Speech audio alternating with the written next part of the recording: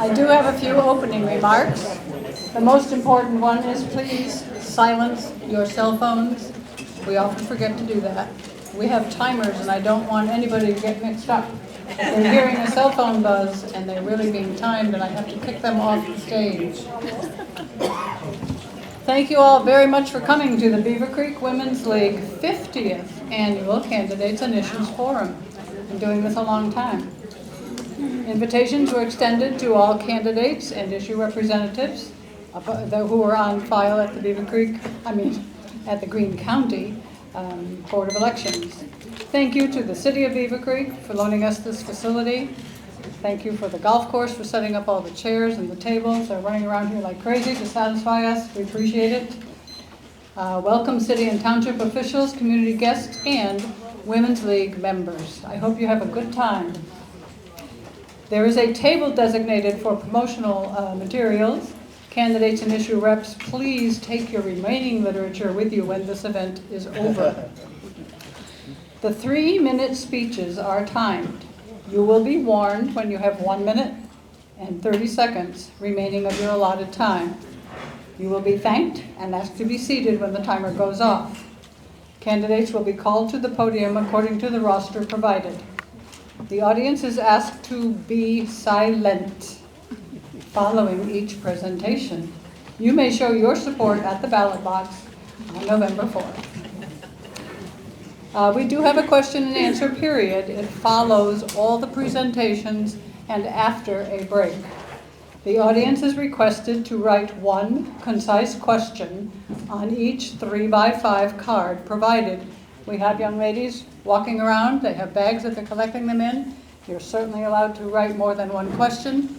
Please make sure your question is addressed to the issue or to the office, not to an individual. Every single person on the school board or on the council or who's running for trustee should be able to answer that question. These are not personal questions.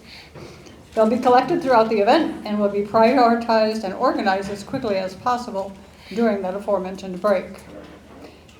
After that, responders have 1 minute to answer, which is also timed. The moderator will rotate or alternate among responders so that the same person does not always answer first. This event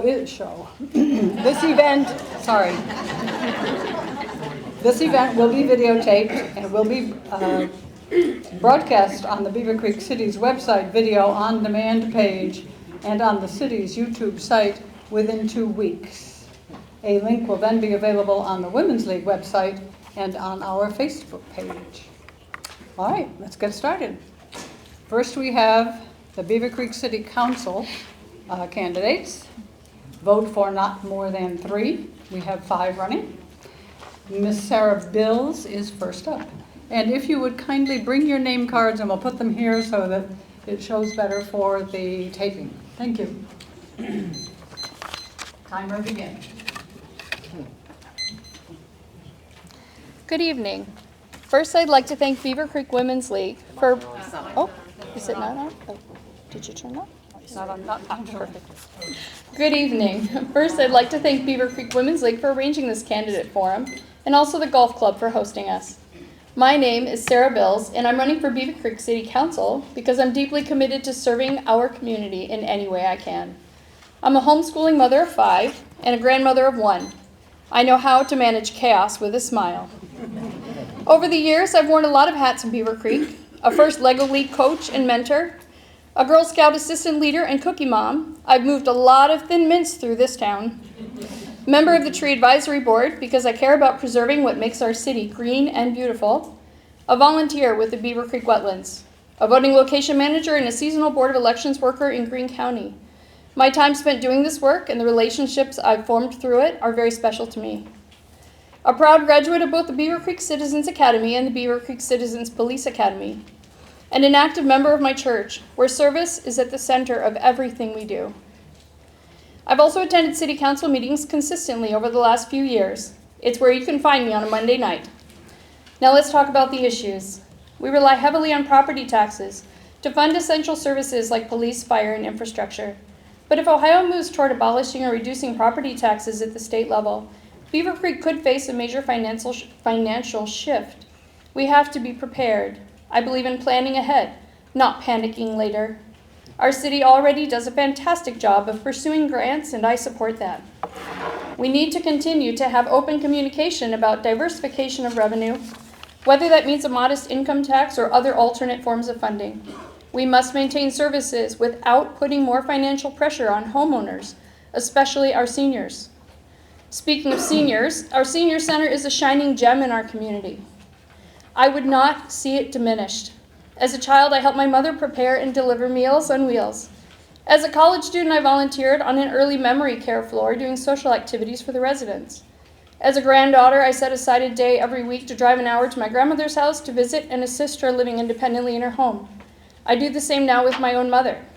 I will always prioritize the needs of our senior citizens, aging with dignity and support. We need thoughtful development that balances growth with preservation.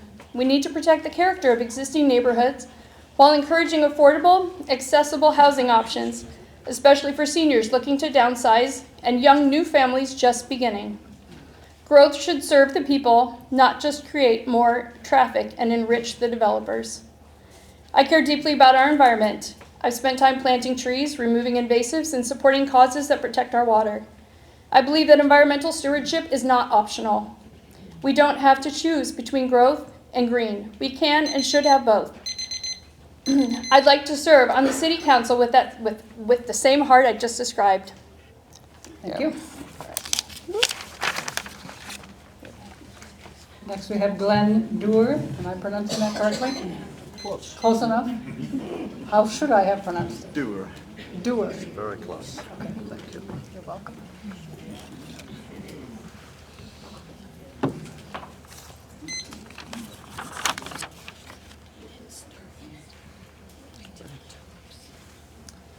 The aftermath of a tornado, the COVID-19 pandemic and its associated recession, and 40-year high inflation. These are just some of the issues that have come before City Council from the outside in the last 4 years. And it requires someone with energy and experience to continue the good work. My name is Glenn Dewar, and it's a privilege to be running for re-election to Beavercreek City Council. I still run half marathons. I've got a lot of energy, and I have an awful lot of experience now on council and various roles within the region and the city. I was born and raised in the United Kingdom to an American father and a British mother. I've been proud to call the Buckeye State home since 2008, where I obtained a PhD in political science. And while most of my studies are around international relations, my subfield was also public policy analysis, which has been a wonderful asset for me on City Council. I'm married to the love of my life, an Ohio native, Rebecca. We've been married for 16 years and counting. She is a preschool teacher at Kirkmont. It's a true blessing to be married to her. Together we have 3 children, all of whom were born here, all of whom attend Beavercreek City Schools and participate on Beavercreek sports teams. In my career, I'm the chair of the Department of History and Government at Cedarville University. I oversee a dozen faculty members, many of whom you see on TV and listen to on the radio. I also oversee about a dozen adjunct professors, an administrative assistant, and several student graders. I have the managerial experience that's useful as a voice on City Council. I'm heavily involved in the community. I serve as an elder at University Baptist Church at the corner of Haynes and Kemp. I'm a soccer coach with Beavercreek Soccer Association, and I've also helped out at Lego League. In 2013, I was appointed to the Charter Review Committee, and it was a blessing to learn so much about the city. In 2018, I then became a member of the Board of Zoning Appeals, where I was moved up to vice chair in 2019 and the chair in 2020. I have unique skills, quantitative methods, economics. When it comes to the tough decisions on City Council, I'm there, I'm ready, and I'm able to ask things that are unique. I'm running for your children and mine to maintain a wonderful standard of living in Beavercreek. I'm running for your business, for opportunities. There's so much that's going well in Beavercreek. It's not to say perfect, but there are so many opportunities and we need to keep it going. And finally, I'm running for our community. On November the 4th, please vote for me, Glenn Dewar. Thank you. You're welcome. Thank you, sir. Ed Maloof.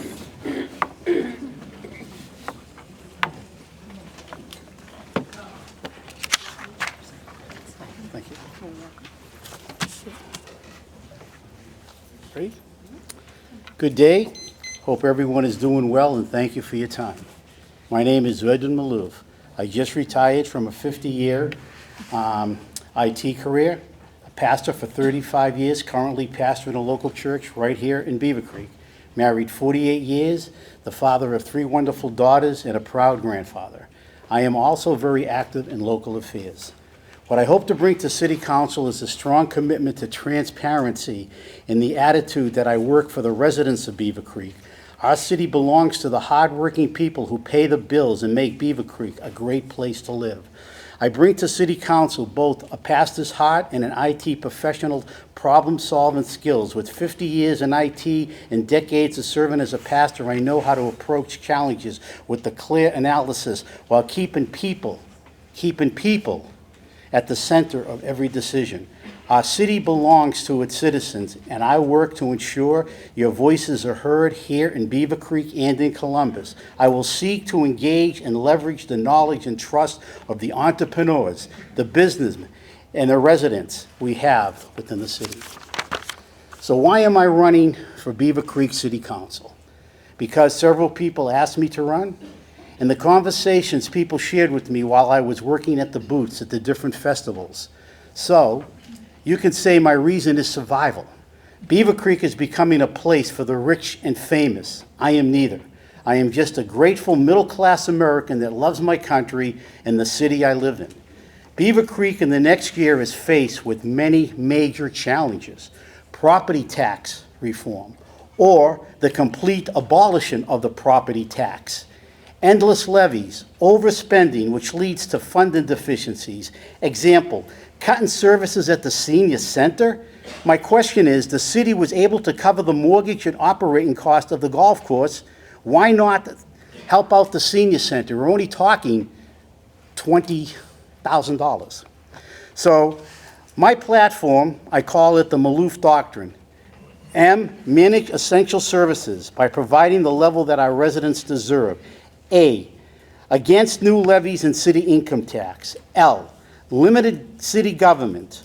O, offer new leadership and solutions. O, oppose property tax and spending increases. F, for fiscal responsibility. So once again, I want to thank you for being here. I ask for your vote November 4th.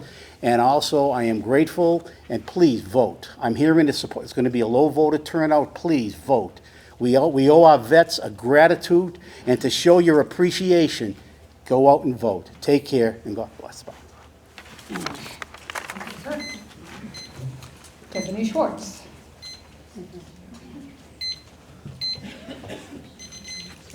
You're welcome.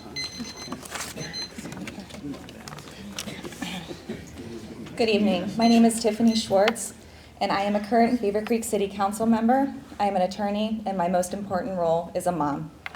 As a current member of Beavercreek City Council, I have been on council for approximately 6 years, and we've accomplished a lot together.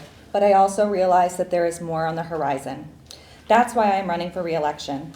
My commitment remains the same: to serve our community with integrity, transparency, and a strong sense of responsibility to every resident of Beavercreek. Public service is about listening, learning, and leading with people in mind.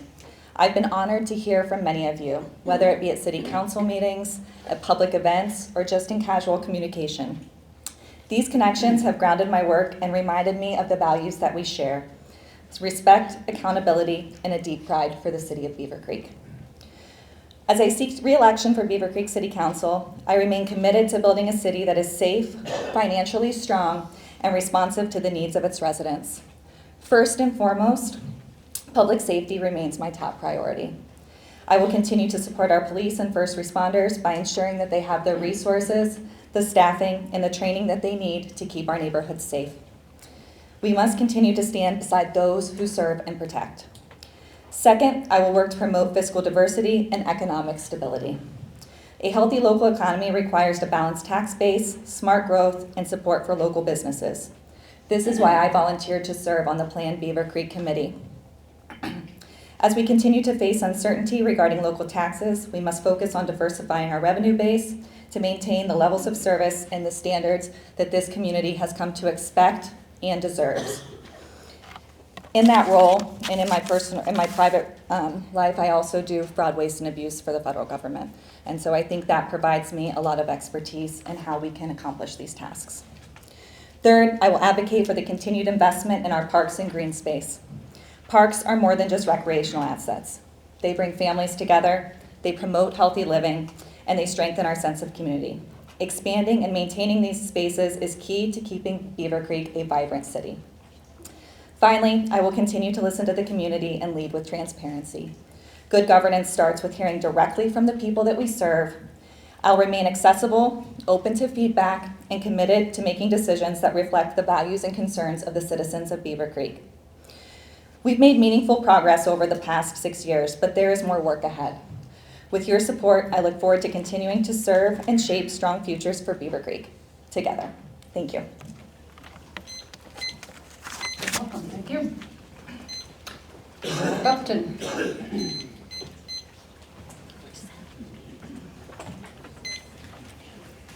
Thank you.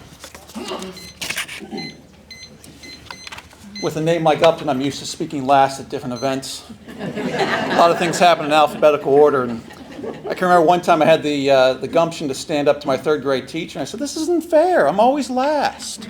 And she said, "You know, you're right. We should change it up. We'll start going alphabetical by first name." I am Zach Upton. I'm a candidate for Beavercreek City Council. I'd like to thank the Beavercreek Women's League for hosting the event. This is always a premier forum in our community. I'm asking for your vote for the opportunity to return to City Council. Although I am not an incumbent today, I did have the honor of serving for 2 terms from 2012 to 2019. Beavercreek is my home, and it has been for a long time. Currently, my wife Heather and our 2 little girls live in the Parkwood neighborhood, with our oldest daughter attending Parkwood schools. We are committed to Beavercreek, and I hope to serve on council to ensure Beavercreek continues to be the wonderful community that my wife and I grew up in. My background is one rooted in community. I graduated from Beavercreek High School, received a bachelor's degree from Regent University in politics and history. Before serving the 8 years on council, I was a member of the Parks, Recreation, and Culture Board, and from 2006 to 2008, I was chairman of the Board of Zoning Appeals.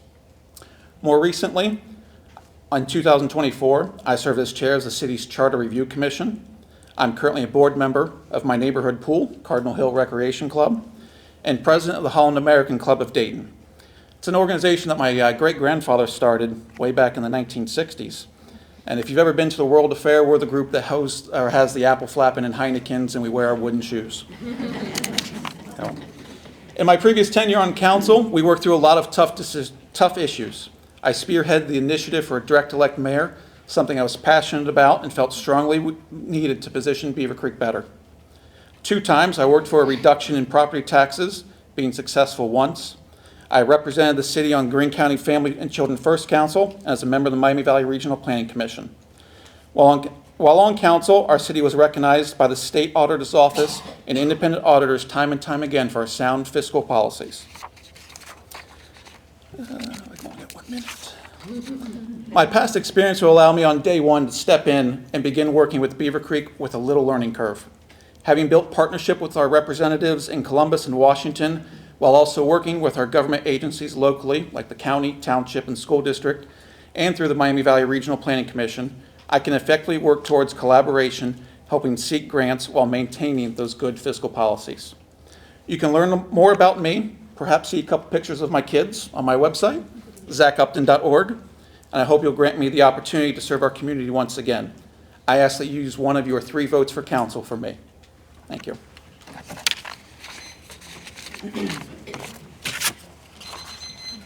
One more page. Only one, I think only one. Nope, that's mine. Whoops. Nope. How about All right, moving on to Township Trustee candidates. First, we have Joseph Jenkins. Welcome.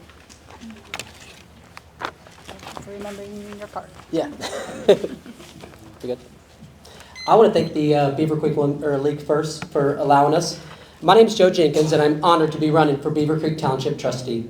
My wife and I are raising our two sons, Gabe and Joe Jr., right here on our farm in Beavercreek Township. This is our home, and like so many of you, I want to see it to continue in the correct direction. Beavercreek Township has its own identity, history, way of life, and that's worth protecting. Growth must be responsible and strategic to meet the future needs while preserving its unique character. Our fire department is one of the largest part of our township budget, and I want to ensure that staff is fully equipped to continue to run efficiently. Also, as our community grows, I want our sheriff's department to make sure that our sheriff's department has the necessary things to keep up with the demands. At the same time, we must be responsible with taxpayer dollars. I believe in efficiency, using resources wisely so we can maintain strong public safety without any unnecessary financial strains. As a business owner and an entrepreneur, I know how to balance budgets, lead teams, and work through challenges. But most importantly, I know how to listen. And right now, the township needs a little more listening, new energy, and new leadership. I'm not running for a title, I'm running to serve. I think leadership starts just by being involved. I'm very active in our community. You may see me volunteering at Be Hope Church, coaching soccer, at the Beavercreek Wetlands.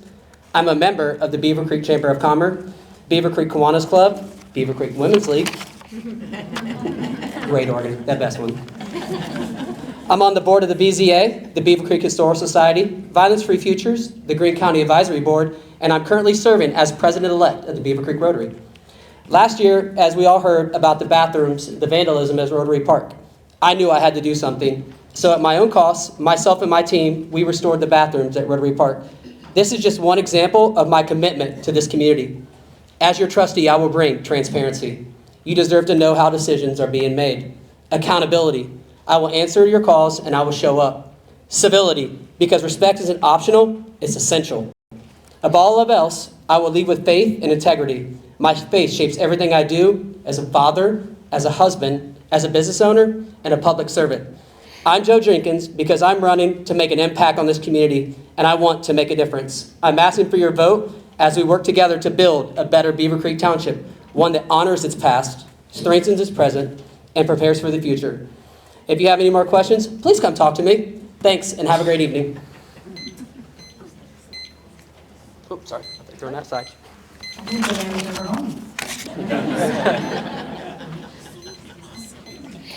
Bob Stone.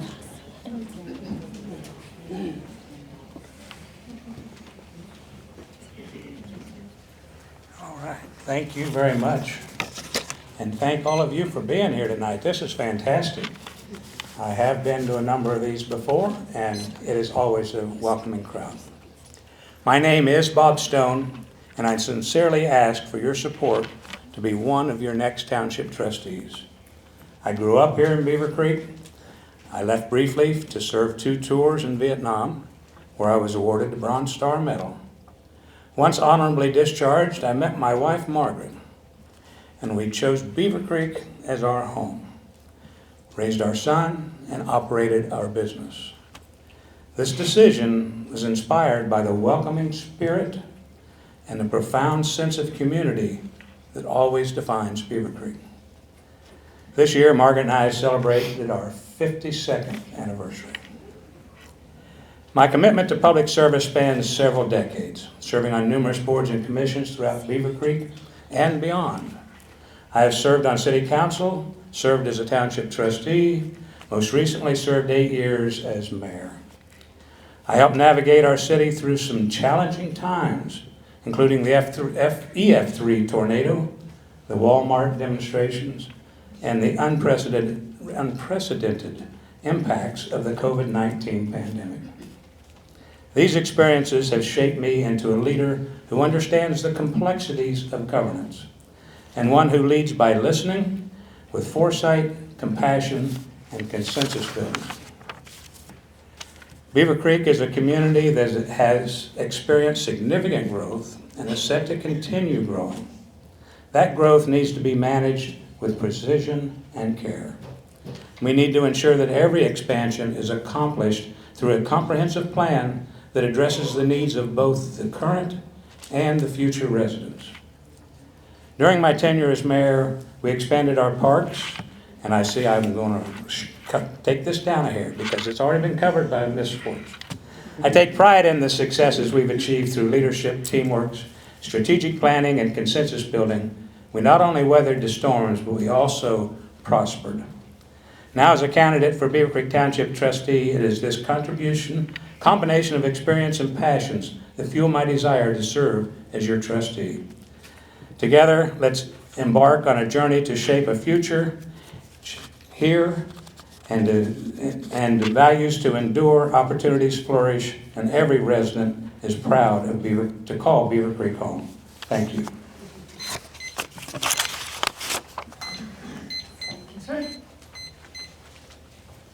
Ann Stalter.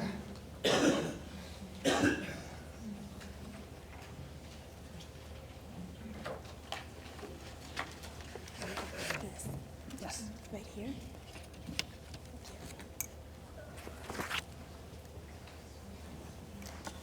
Good evening. My name is Ann Stalter, and I am your write-in candidate for Beavercreek Township trustee. I'd like to thank the Beavercreek Women's League for hosting this event, and especially Beth Handworker for inviting me. I am a lifelong Greene County resident, born in Xenia, raised in Fairborn, and for over 20 years, my husband of 38 years and I have proudly called Beavercreek Township our home. Together, we have raised 3 children, and now I enjoy 3 grandchildren. I've served this community as a nurse, professor, volunteer, business owner, and chairwoman of the Zoning Commission. In every role that I have been trusted to lead, I have managed budgets, including oversight of $6 million with integrity and accountability. I am running because I love this community.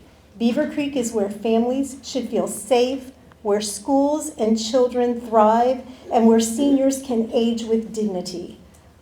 As I have walked door to door, I have been reminded of a culturally diverse community that we share. I have also heard your concerns.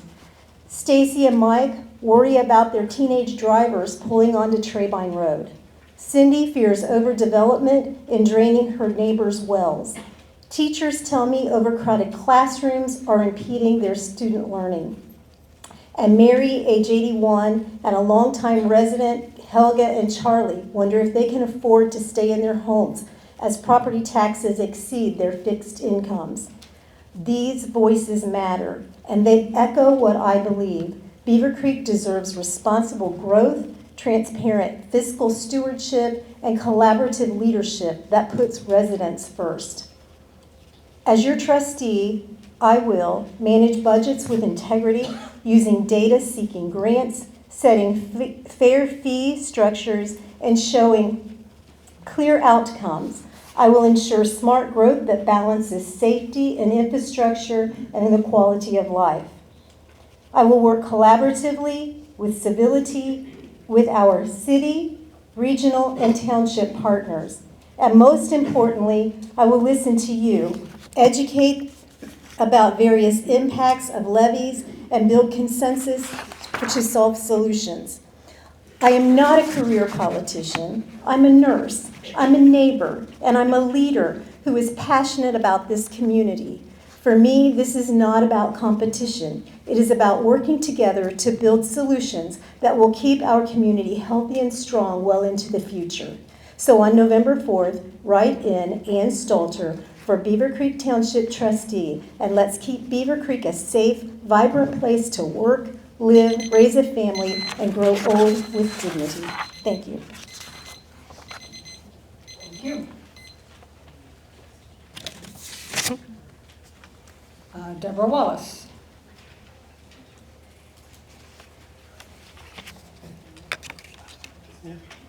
Thank you.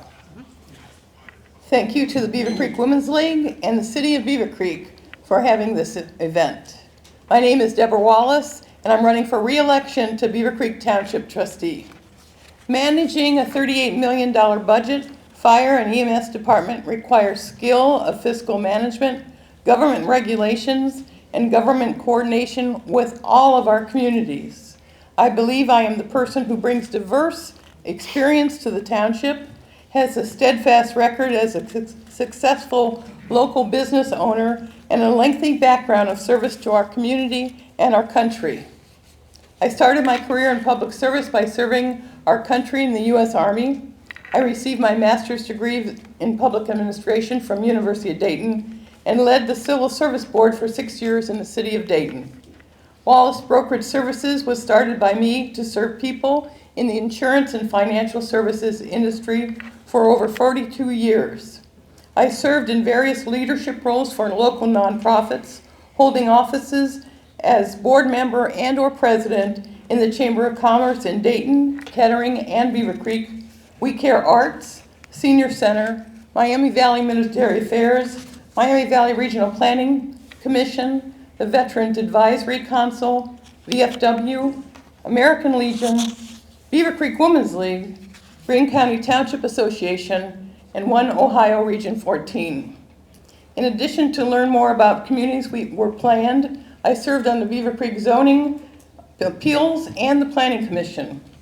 I was inducted into the Ohio and Greene County Veterans Hall of Fame, the Greene County Women's Hall of Fame, all due to my 42 years of public service.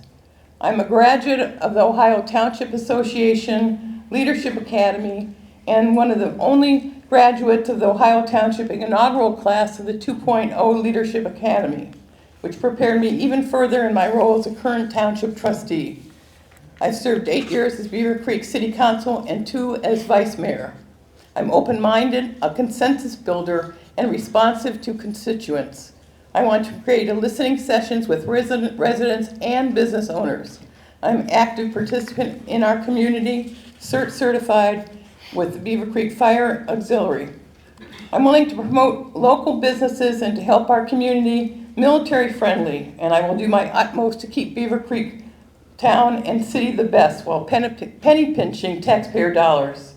I want to protect our community from oversized housing developments when I help reduce one from 350 homes down to 100. I'm asking for your vote on November 4th. Thank you so much.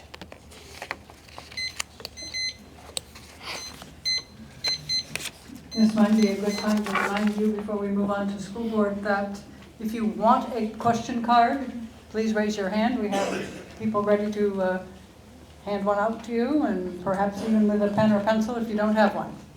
All right, moving on to, Ms. Wallace, you took my cheat sheet.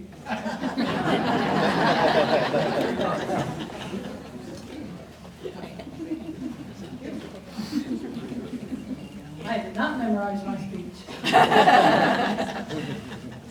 All right, first up for Beavercreek Board of Education is Nathan Boone. Thank you. You're welcome. Hi everyone, my name is Nathan Daniel Boone and I'm running for Beavercreek School Board. I'm a third generation resident here in Beavercreek. My grandparents moved in here with a base. My grandmother Shirley Boone was a school nurse for over 30 years. And my other grandparents, Thomas, Norm, Jean Weeks, were big parts of a lot of community projects and community services around town. Both my parents are Beavercreek graduates. I'm a second generation Beavercreek alumni. They still remain here, and in fact my mom's been a school teacher since I was a young child. My wife is also a Beavercreek alumni, and I have 4 young children, very active and energetic, and I get to coach all the time, which I really love that. In fact, when I graduated from Beavercreek High School, I became a high school wrestling coach. I was also working with the Big Brothers Big Sisters mentorship program, and then I got my Juris Doctorate degree. I started practicing law in a wide variety of areas, including juvenile law, and I found I liked that the most. In fact, it wasn't really work. And so now I specialize in juvenile law. I'm Greene County's public defender for the juvenile system, and I work as a guardian ad litem. So I get to work closely with a lot of kids in our community, whether it's delinquency or truancy, children's services cases, or custody disputes. But that also means I get to work hand in hand with a lot of, in fact, all of the community organizations that affect our kids. Obviously that means schools, teachers, principals, administrators, even coaches, but it also means nonprofits, church organizations, anyone who provides resources. But I don't just do that in Beavercreek. I have the opportunity to be in every single school building of every single school district in Greene County and some of the adjacent ones. So I've seen policies and systems come and go, and some really great and innovative ideas that I think Beavercreek should borrow. But I'm going to let everyone in on a secret. There is not a lot of resources in the juvenile system. So in order to do my job, I have to be effective and efficient with every minute and every dollar that I get with the kids. That means I have to reach out to the community. I have to make connections.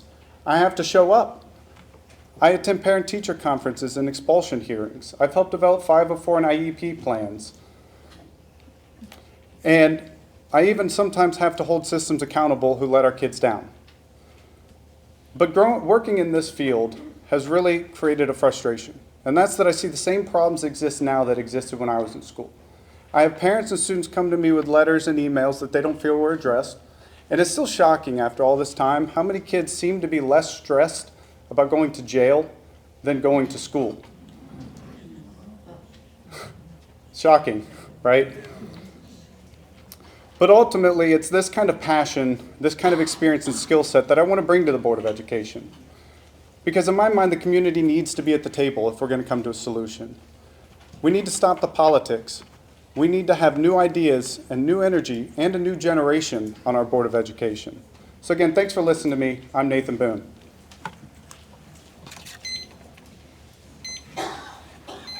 Thank you, Mr. Boone. Claire Chinsky.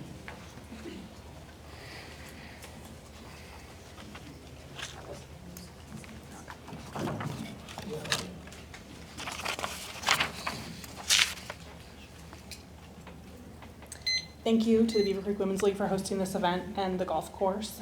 It's such a great opportunity to engage with our local voters, as nervous as I am. My name is Claire Shinsky. I'm running for the Beavercreek School Board. I have a degree in accounting, and we've lived here almost 10 years. I'm a mom of 3, including a 2022 Beavercreek graduate. I have personal experience as a parent of a child in every grade level from preschool through graduation. Now I have experience as a parent of public school students that are not currently attending Beavercreek. My younger 2 kids are at the Dayton Regional STEM School this year, which is in Kettering, in 7th and 1st grade. A big reason we made that decision is because of the overcrowding in the district, although I do believe that they will be back in Beavercreek when the time is right for them. When we moved to Beavercreek, I started volunteering right away in the schools. We started the first LEGO League robotics team at Ankeny. I volunteered with the Beavercreek Music Parents Association, field trips, classroom activities, and I also volunteer with the Citizens for Beavercreek City Schools Levy Committee to educate the public about school funding. I got involved because I value accurate information and want everyone to make the best informed decision when voting. School funding is incredibly complicated. The state funding model gives Beavercreek the state minimum, accounting for just 17% of the district's overall budget. Federal funding amounts to about 7% of the district's funding in the last year, leaving the burden on local property taxes. Unfortunately, there's a lot of uncertainty right now from the state legislature surrounding school funding and property taxes, which are in desperate need of reform.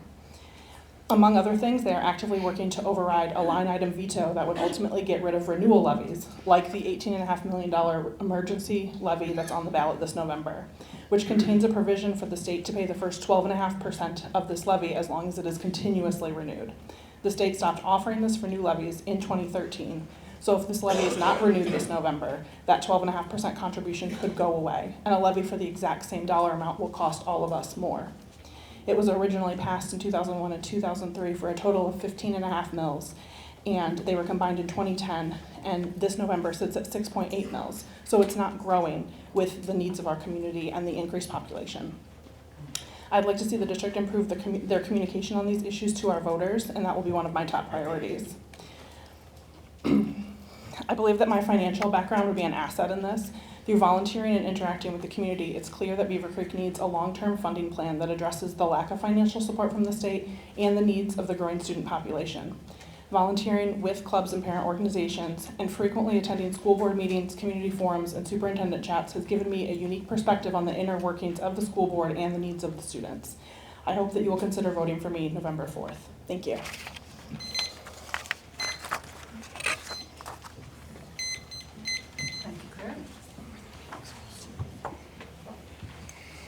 Carl Fisher, the 4th. Do you have a flip? I do. He's off at college now. Thank you. Yeah, yep. a successful graduate of Beaver Creek High School. I'd like to start by thanking the Beavercreek Women's League, not only for events like this one, but for everything you do for our community and especially our schools through your scholarship program. It is great to have a group like you in our community making Beaver Creek fantastic. Friends and neighbors, we have a phenomenal school district here in Beaver Creek. In fact, it's one of the primary reasons that my wife of 25 years and I chose Beaver Creek to raise our 3 children 15 years ago. I'm Carl Fisher, IV, and for the past 4 years, I've had the privilege and honor of serving on your Board of Education. And tonight, I'm asking for your vote so that I can continue to serve in that role.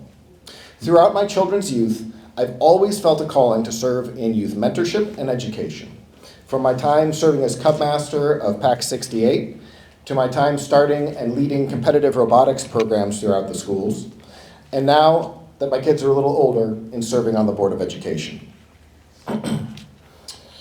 I believe I bring a unique and important perspective to the Board of Education in Beaver Creek for the following reasons. First, I believe strongly in public education. I was educated in public schools, as was my wife. All 3 of my children have gone through Beaver Creek Public Schools, and one is still attending. I believe strongly that Beaver Creek Schools' mission, the public schools' mission, is to serve the entire community, which means we must strive to ensure that every student feels welcome and included so they have the best possible opportunity to learn. And as an engineering manager in a large international company, I have a unique business training and perspective.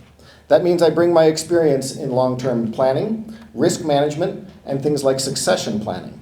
These things help ensure that our schools remain stable in uncertain times. Before I speak to my accomplishments, I want to start by saying that the board governs by committee, which means no individual does anything on their own, and it's important to ensure that we work collaboratively. I'd like to touch on 2 key areas that we've improved over the 4 years I've served. The first is communication.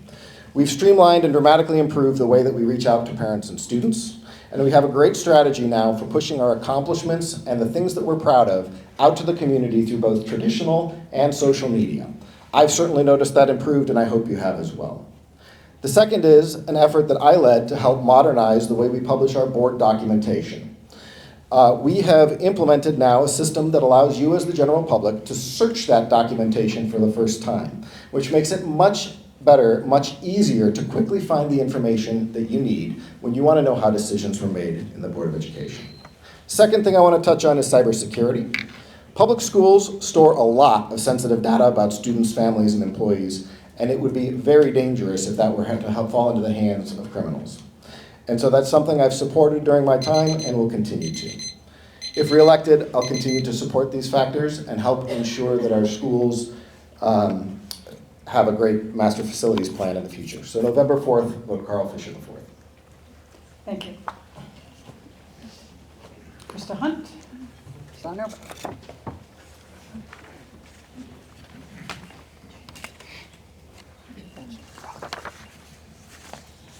Good evening. I'm Krista Hunt, and I'm honored to be running for re-election for the Beaver Creek Board of Education. Thank you to the BWL for holding this forum. For the past 12 years, I've had the privilege of serving this incredible district, 3 of those as the vice president of the board. Beaver Creek has been our home for nearly 25 years. It's where my husband and I have raised our 2 kids, one a proud BHS alum and the other a soon-to-be graduate. From the day my oldest entered kindergarten, I've been actively involved as a classroom volunteer, a PTO leader, event coordinator, and as a mentor with Miami Valley Leadership Foundation for our Beaver Creek students. I've stood beside our educators who work tirelessly to guide and care for the whole child, preparing them not just for tests, but for life. I'm running for re-election because I love this community and I care deeply about the future of Beaver Creek City Schools. We've accomplished so much together, but there is still more important work ahead, and that requires steady and experienced leadership and a commitment to putting students first. Our district has made tremendous academic progress, earning local, state, and national recognition. We've also secured over $18 million in competitive grant funding, supporting students without increasing the burden on our taxpayers. Hiring Superintendent Paul Otten was one of the best decisions we have made as a board. His integrity, vision, and collaborative leadership have fostered a district-wide culture of excellence. As a board member, we focus on governance, not management, and empowering our excellent leaders to lead. I have served on multiple district committees and helped to create the Shine Award, which honors students of outstanding character. I'm also proud of the financial transparency that we have improved with our treasurer and her team, earning the Auditor of State Award every year since 2014. Our financial data is now more accessible on our district website, and public records requests are easy to submit. We've made smart, cost-effective decisions like building and expanding our preschool into our former board office without a new levy. Our master facilities plan is a work in progress. Our schools now and have been at or near capacity, and while our levy didn't pass, the growth doesn't stop and we must be prepared. I've never had a personal agenda to serve on the board. I lead with integrity, I listen to perspectives, I always put students first. During the pandemic, I volunteered weekly in our elementary classrooms, supporting staff and helping our schools stay open more than any nearby district. Some quick highlights during my tenure that the board has accomplished. We have a Purple Star designation at every single school in our district honoring our military families. We have a nationally ranked Air Force J ROTC program that's launched in 2018 that's now a 3-time national champion. 14 state championships. The district is now a member of the League of Innovative Schools, which is one of 175 nationwide. And our assistant superintendent was just named runner-up for Ohio's Transformative Superintendent Award. In closing, I want to thank you for trusting me these last 12 years, and I'm proud of what we've accomplished, and I'm ready to continue the work. Thank you so much.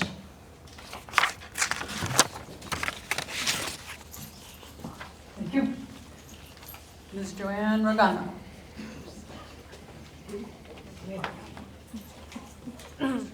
Right here. You want a booster chair? I know. I need a stool. That's why the preschool is great. It's all my height. It is. Those windows were made for me. Oh, yeah, really. I want to thank the Beavercreek Women's League for the opportunity to be here tonight. I am proud to stand before you as a candidate for re-election to the Beavercreek School Board. For 31 years, I've dedicated my life to education, with 24 of those years spent at Valley Elementary. I ran for the school board with one simple promise: to put our kids first. Tonight, I ask for your vote so I can continue that vital work. As we know, we live in a rapidly changing world. Our children will enter careers and communities that look very different from those we knew. That's why I've championed forward-looking programs during my tenure. We've introduced a cybersecurity course, brought AI training to grades 6 through 12, and expanded STEM initiatives from pre-K through 12. I'm proud that we've joined the League of Innovative Schools, showcasing our commitment to preparing students for the future.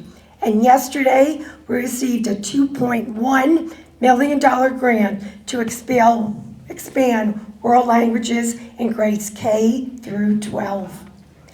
But education is more than just academics.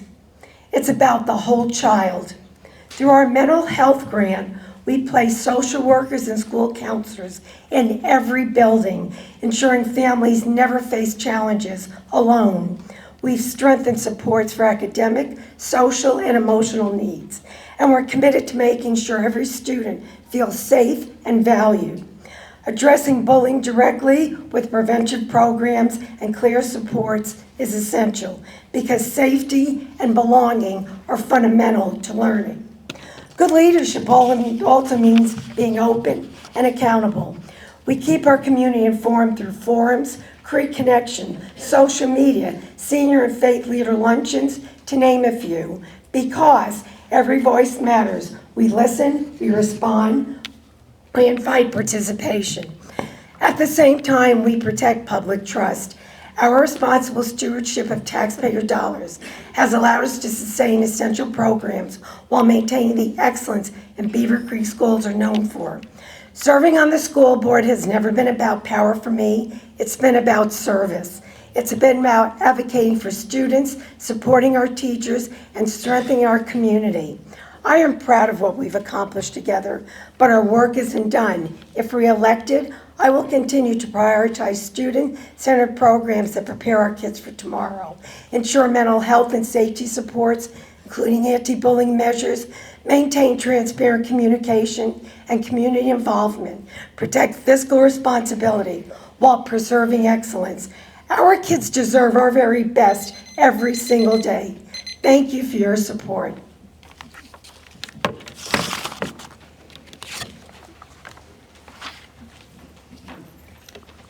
We have Beth Capelli, who's going unopposed, but she's kind enough to come to speak to us every time. She's still unopposed for Fairburn Municipal Court Judge. Welcome, Beth. Good evening. How's that? There you go. Okay. Good evening. I'm Beth Capelli. I currently serve as a judge at Fairborn Municipal Court, and instead I'm seeking re-election. I like to come to this event because I think it's my job to, quite frankly. I'm elected by you, and you should hear what we're doing. And to that, I thank the Beavercreek Women's League for the opportunity. The job of a judge is to administer justice. When a municipal court judge is sentencing an individual, part of our job is to rehabilitate the offender. To that end, I've implemented 2 programs I'd like to discuss. The first is the Traffic Intervention Program. That was initiated in 2008. It was done as a collaborative effort between law enforcement, the prosecutor's office, the public defender's office, and our probation department. In essence, when somebody has a driving under suspension or no operator's license charge, if they're eligible, they come into the program, they plead to the highest charge, the other charges are dismissed, and if they're valid and insured and do not have any other similar offenses within 120 days, when they return, the charge is amended to a lower charge. If not, we go with the initial higher charge. The probation department then gives them a roadmap of what they need to do, so they have that support system in place. To date, that means 6,451 people have been admitted into the program with a 71% success rate. That equates to 4,580 people who now have licenses and are insured who did not before. It also has a ripple effect. It's more efficient. The public defender's office and the prosecutor's office have a lower caseload, and the individual has fewer court appearances. The other program is our drug court or recovery court. It's a specialized docket. It was certified in 2015 by the Ohio Supreme Court and has been recertified since then. It's for the high-risk, high-need offenders. They're the people who are not doing well on probation. They need the most help. Most of the individuals come through revocations in our case. Again, it was a collaborative effort. It was law enforcement, our local community treatment providers. It was also public defender's office and prosecutor's office. The individual, in this case, has to come into court twice a month, sometimes once a month as they progress. They also have a treatment team. So we have treatment providers, we have a public defender, we have a prosecutor, and myself, and probation officer. We discuss the individual. We look for red flags. We look for obstacles that are to their sobriety, and we address those early. That also gives the individual more structure and more support, and that is an 18-month actual program. The administration of justice is not just what happens in the courtroom, it's also how does a courtroom run. To date, we now have electronic files. You can e-file, meaning the whole document is scanned into our system. We can do virtual hearings, and we have digital recordings as well. I do not want to sit up here and tell you that I've done this myself. I have to acknowledge my staff. Melissa Litteral is here. I thank her. I thank you for the ability to serve this community. Thank you. Okay, moving to issues, and we are doing great. Look at the time. I'm so pleased. Thank you very much.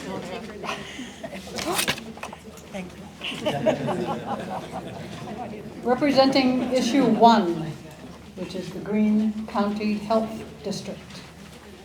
Melissa, is it Howell? Correct.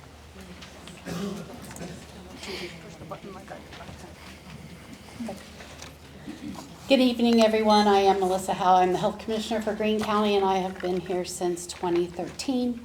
It's been an honor and a pleasure to serve everyone in Greene County and work with you on important health issues in our community. We are requesting the renewal of a 0.8 mil 5-year operating levy that goes to support about 36 programs that we have at the health district. All of our levy funds go to operating those programs. Our overall budget is about $8 million, and the levy supports roughly $3 million of that budget each year. With those dollars, we're able to leverage dollars to bring in grants to this community that will address the most important health issues in Greene County. But we also have other sources, things like licensing fees, and then also we're able to charge some fees for certain services. Our levy has been around since 1954. The very first levy was a 0.3 mil operating levy, and we've grown to a 0.8. So that means about $28 per every $100,000 of property valuation goes to this levy. We're likely one of the smallest levies in the county, but we do big things and we're very proud of them. Some of the things that we're involved with is protecting human health from threats that exist in the environment. So we do a lot of licensing and inspecting of things like the body art, food service, restaurants, animal bites, probably anything that a lot of people would kind of go, nuisances, you know, and we love it. And it is our job to protect health in that way. We also prevent and respond to disease outbreaks. We study death and disease information. And we also work with our communities to help decide what is the most pressing health issues in our community, because what matters in health matters. And that's what we have to work on. So it could be, we care about tuberculosis. We care about vaping in children. We care about children being prepared for preschool. So these are all various issues. We care about falls in seniors. But we adapt. And we know that there's a lot of uncertainty, both at the federal level around the idea of health and public health. But again, the one constant thing that we say in public health is that there's always change. We've enjoyed about a 70% passage rate in all of our previous levies, and so we are hopeful that we will pass at that percentage again, and I appreciate the opportunity to come and talk to all of you. Thank you so much. Ma'am. Representing issue 2, which is a Greene County Library issue, is Jeff Brock.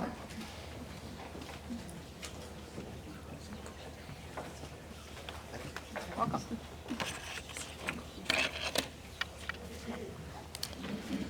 Thank you for the opportunity to share about issue 2, supporting your Greene County Public Library. Your library has consistently delivered effective resources and services, all while maintaining responsible stewardship. Issue 2 will help your library keep its services in place, especially for our kids, our seniors, and our businesses, and keep your community strong. With over 100,000 cardholders in Greene County, your library is busier than ever. Over 80,000 of those cardholders take part in almost 4,000 on-site and virtual programs, and circulation of all our materials is at all-time highs. However, changes in state funding threaten Greene County Public Library's ability to keep services and materials at levels your community demands and needs. We have already seen reductions. I am here today to ask you to vote for issue 2 on this November's ballot. Issue 2 is a 1 mil levy for a period of 10 years, less than $3 a month per 100,000 assessed property value. This levy, which will never increase even if property values do, will ensure your library keeps current services and holdings in place and grows those resources to keep your community strong. Vote for our kids. The 7 branches of your library work with and support your school districts and daycares. It holds over 900 story times a year. The Bookmobile visits over 2,000 kids a month. The tutoring program has helped more than 10,000 students in the last 4 years. And who here hasn't heard of Dolly Parton Imagination Library? Vote for our seniors. Your library delivers thousands of books to seniors who are isolated in their homes and care facilities. Your library teaches technology to seniors in your senior centers, and of course, seniors never pay fines at our local libraries. Vote for our businesses. Your library provides internet access and public computers that hundreds use every year for job searches and applications. It supports business development and entrepreneurship through SparkPlace, the library's makerspace serving Greene County. I invite you on November the 4th or by absentee ballot to vote for issue 2 and help your local Greene County Public Library keep what it has and keep your community strong. Support issue 2 and even consider placing a sign in your yard or business and speaking on our behalf. About $35 a year for most property owners, and it will never increase even if property values do. Vote to keep your community strong. Help your Greene County Library keep what it has.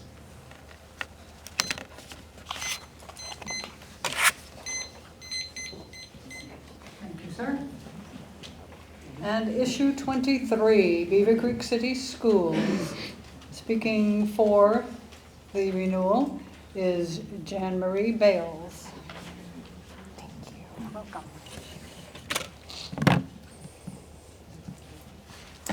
Good evening. My name is Jan Marie Bales, and I serve as president for Citizens for Beavercreek Schools. I graduated from Beavercreek High School. I attended kindergarten through 12th grade. I met my husband at Beavercreek High School. We now have 3 children, 2 of whom currently attend Beavercreek City Schools. I'm here tonight to talk to you about why the November levy matters so much to our community. First, let's clear something up. This levy is a renewal. It is not a new tax. Voters already pay it today, and renewing it means keeping things steady, not raising your taxes. This single levy brings in $18.5 million each year, more than 16% of our district's budget. Without it, we cannot sustain the level of instruction, safety, extracurriculars, or support that our kids rely on. You might hear people say, didn't Beavercreek have a surplus? What some people call a surplus was really just a beginning cash balance, money already committed to operations. At the end of the year, that balance had already dropped from $52 million to $35 million. That's not extra money lying around, that's the cushion keeping the district afloat. Another common question is, why are we voting now if the current levy runs through 2026? The answer is that the Ohio legislature is considering eliminating emergency levies like ours. If we wait and are forced to run a new levy instead of renewal, taxpayers would actually pay 12.5% more for the exact same dollar amount because the state's contribution disappears on new levies. This levy, the state is paying 12.5% towards it. If it does not pass, the state no longer has to pay that to our community. So please make sure that is something you understand. Passing it now saves taxpayers in the long run. Let me also remind everyone the 2 levies voters rejected recently were bond issues for new buildings. This is different. This renewal is about operations, keeping the lights on, the buses running, teachers in classrooms, and programs intact. Here in Beavercreek, we're very careful with our dollars. Statewide data shows that Ohio schools are under pressure, costs go up, while the state funding lags. This efficiency is part of why people move here. Our schools hold strong reputations and our property values follow. So here are the choices before us. Renew this levy, keep 16% of our budget intact, protect quality education, and save taxpayers from paying more later, or let it fail, and next year we face deeper cuts, higher costs, and damage to the community that we've built together.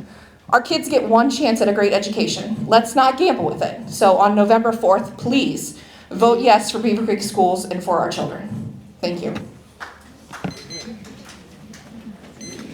All right, folks, this is your last chance to raise your hand for a question card if you have something you'd like to ask any of our contestants.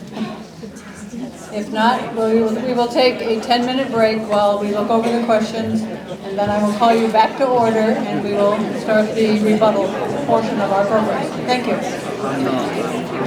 Start with the one school levy issue that was presented to us, because this young lady has a baby at home and she needs to go home. The question is, will the levy raise my property tax? And I think that's an easy answer.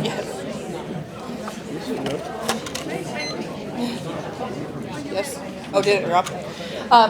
The answer is no. It is a 0 increase property tax. So what you are paying right now is currently what the rate would be. It will not increase your tax at all because, again, it is a renewal. You are already paying the tax that this is requesting for. So whatever your rate is right now, you will not see an increase based on the school levy passing in November. It is, if I can just, because I still have time, again. Right now, we receive 12.5% from the state. The legislator just overrode the veto, so there will no longer be emergency levies allowed. All levies will be new levies, and the state will not have to honor the 12.5% if we have to put a new levy on the ballot. So please, if you would like Beavercreek schools to receive 12.5% funding from the state, vote yes November 4th. Thank you. All right, thank you very much. We do have a kind of a mental health question for issue 1. With rising mental health needs in our community, does Greene County Public Health handle or track mental health statistics? Thank you so much. In my 3 minutes, what I will tell you that we do is we do monitor all kinds of health statistics, and that would also include your suicide rates, behavioral health issues, mental health issues. And so at any given time, one of the issues that came up during the last community health assessment was, of course, overdose. And our job is to help our community respond to all of that. And so those rates dropped significantly, as well as our hepatitis C rates. And for example, we work with some of the providers, such as Five Rivers Greene County Health Center, to bring in more behavioral health therapists to the county. So when they move over to 2nd Street in Xenia, they're supposed to add about 12 behavioral therapists. So yes and no, although it's not our primary responsibility, we are part of working with other partners to do that. Thank you. There was a related question to the school board on that, if you wait 1 second.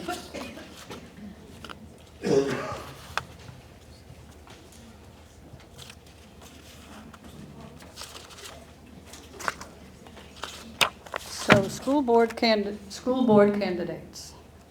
can you talk about the specific mental health resources available to students, and how do you plan to expand these services? Mr. Boone. 1 minute. Yeah, what a question to answer in 1 minute. There's a lot of them, but there's also not enough of them, right? So if there were plenty enough mental health resources in the schools, my job wouldn't exist. So ultimately, the first thing we have to deal with is leading by example on these. We can't be a position where we fan the flame of divisiveness. We have to be an example of unity in the community. We need to bring more resources and staff. We've actually just gotten some money for that. I've seen schools use something called restitution officers, which are people who are specifically tasked with taking on the bullying issue. We're not asking for teachers to handle it, as well as SROs to handle it, as well as coaches to handle it, as well as principals and superintendents. We need to staff someone whose particular job is to handle this issue, not ask for our students to handle it, and not be part of the problem, because our kids look up. They're on social media too. They see what we're saying and what we're doing.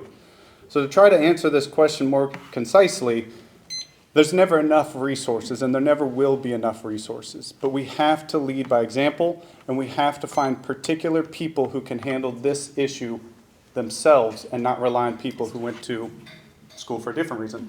Thank you. Yeah, that was a tough one, I know. Okay. Where's my bailiff? Claire?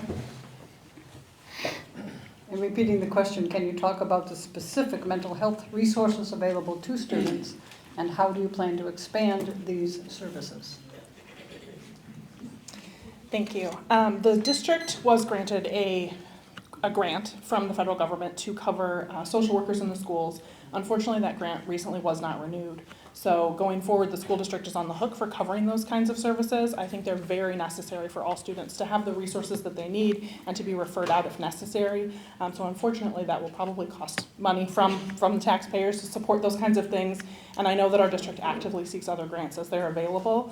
And so if those kinds of grants are currently available, I would encourage the district to continue looking for those, because the students should all have the access to those specialized people that can give them the services that they need. Thank you.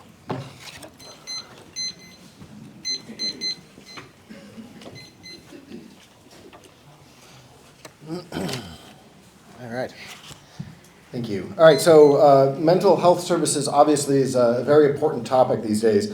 As Claire mentioned, one of the great things we've done is we've won this grant for school social workers, which is great because it allows us to intervene with children who are having struggles before they become emergencies. And that's extremely important. It's an ounce of prevention instead of a pound of cure. One of the other ways that I've learned that we are actually very effective at being able to provide mental health care in the schools is actually for students who need it. We are often able to bill health insurance, whether that's Medicaid or Medicare or their own personal health insurance. And that's great. That allows us to actually provide that service right in the school without costing our taxpayers any money. With regards to the decision as to whether we continue funding social workers, I believe it's important to listen to the people on the front lines. I wouldn't claim to know everything that goes on in the schools, and I'd like to hear from our teachers what's the best choice. Okay.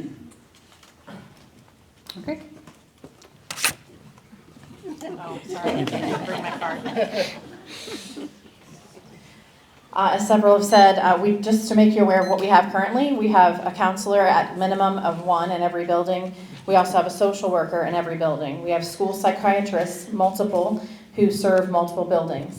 We also have a dean of students in most buildings, which may not have specific mental health training, but they do help with issues between students and working out conflicts and things of that nature. Also, all of our staff goes through extensive social and emotional learning training that allows them to deal with interactions and things going on in their classroom and to be able to recognize students who might be at risk or have crisis intervention that might be needed for them in their home. We also have the opportunity to work with partner agencies, as Dr. Fisher mentioned, sometimes we are able to bill those services to those agencies as well. And then, as always, the root of all of these things, I believe, starts with character education, and we have an extensive character education program, and the continuing of rewarding kids for the right behavior will help those things as well. Thank you.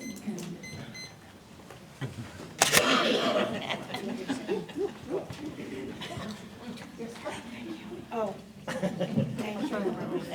It's coming back.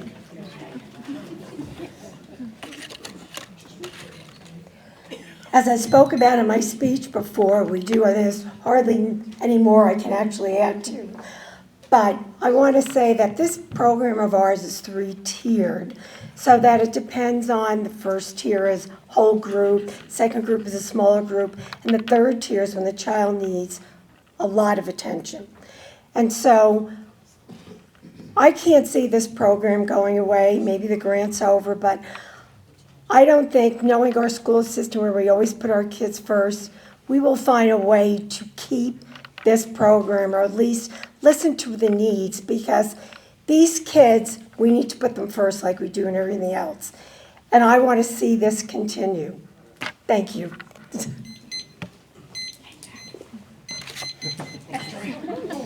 They're getting really good at that. Okay. So. Put those down there. Just for clarification, the school board candidates, if you're old enough, sorry Joanne, do you have students still in the Beavercreek system? I think you do, right? Oh, yeah. Yeah? Do you have students in the system? No. No, you don't. Okay. I'm doing that. All right. Just a question. There we go. We're not doing the quiz? I was just asking the question, how many still had students in the system? And Mr. Boone does not. Correct. I thought Claire's went to Claire's is Nader. She told us she did. Yeah, mine currently are at a different public school. Different public schools. Okay. Would you like to address that? Is that the question? I'm happy to talk about The that. question That's the question. is, do you have kids in Beavercreek School? Now, I'm minutes short for this because I'd love to tell a story, but I'll try to make it brief. 2020 was a novel period for all of us, wasn't it? 2-hour pickup lines, 2-hour drop-off lines. My wife's pregnant with her 4th child, and she stays at home as a mother. I didn't want to homeschool because I grew up next to a homeschool kid. He was, I don't like it. But I wanted to coach. I wanted to be in Beavercreek. And I wanted to be part of the community I grew up in and my parents grew up in. The decision to homeschool took about 15 minutes of a conversation because my wife was already staying at home. And she said, I can't wait in this 2-hour line while I'm pregnant with 2 young children in the back. My oldest is 9. My youngest is just turned 3. There's no way it would work. So we decided just for now, until the mask requirements for elementary and preschool students go away, until things stabilized. But now that we've grown and we've developed in the homeschool community, and it is vast, you'd have to pry it out of my hands. Now, I do say that with a grain of salt, because one day I will need to relearn the curriculum, and that's when it's time. But until then, I've built a life and a community around it, and I'm not ashamed of that. Thank you. Okay. Claire?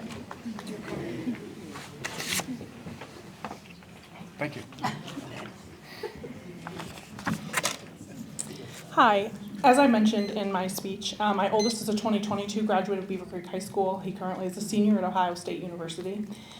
My younger 2 kids in 7th and 1st grade are at the Dayton Regional STEM School this year. It's the 2nd year for my 7th grader, and 1st grade is new this year.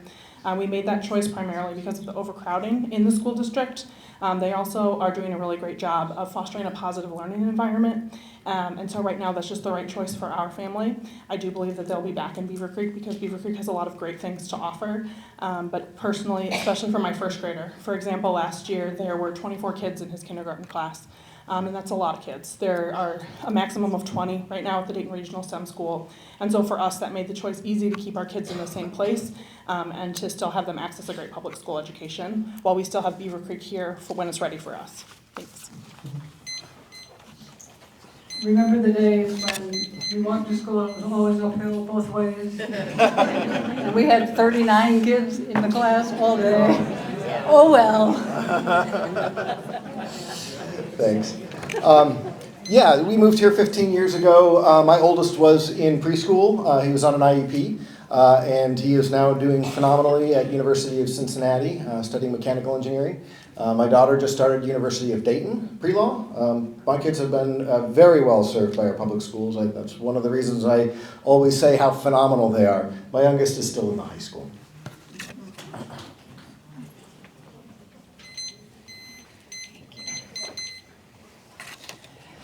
As I stated in my speech, my oldest is a 2023 graduate and is now a junior at Heidelberg University, and my son is going to be a 2026 graduate. I'm still not okay with it, but both of them have had an incredible experience in our public schools. Respect everybody's choice to school as they wish, but the public schools were absolutely the right choice for us, and I made a decision to be extremely involved in making sure that it was what the experience that my kids and your kids needed.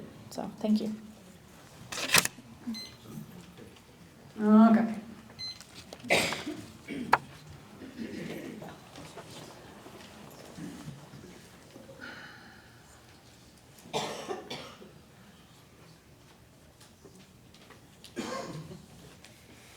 I'm sorry, but I can't decipher that well enough to present it to you.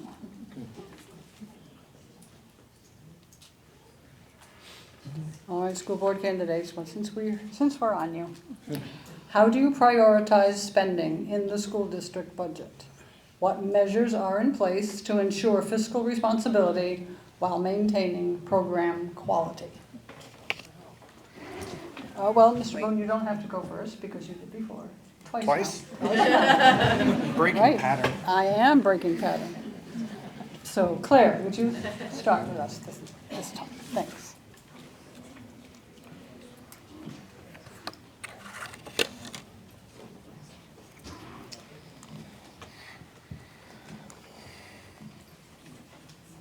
Legally, the top priority for any school district is following the law and what is legally required to be taught for curriculum. What sets Beavercreek apart is that they're doing much more than what's the minimum legal requirements for education.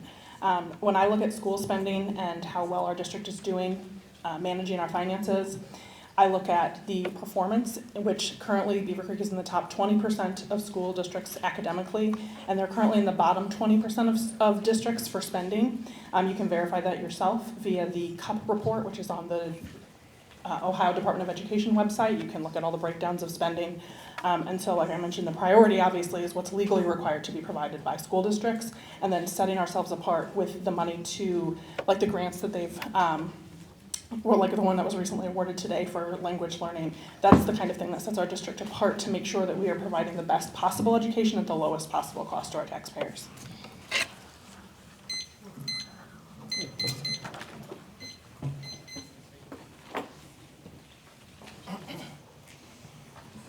Thank you. I think Claire said it very well. There's not a whole lot to add there. We definitely compare our school's performance to other schools as a yardstick to confirm that we really are doing as well as we think we are. As somebody coming from the business community, one of the things we do, especially in engineering, is we always look for ways to continuously improve our processes. So when something goes wrong, we don't just try to fix it. We try to find a way to make sure it doesn't go wrong again. And when I joined the school board, that was one of the things I was most impressed by with our administration. They are committed to continuously improving and continuously doing better each year. So we have a team of people who are really working hard to ensure that we are squeezing every last ounce of value out of the tax dollars that we ask our community for. So that's good.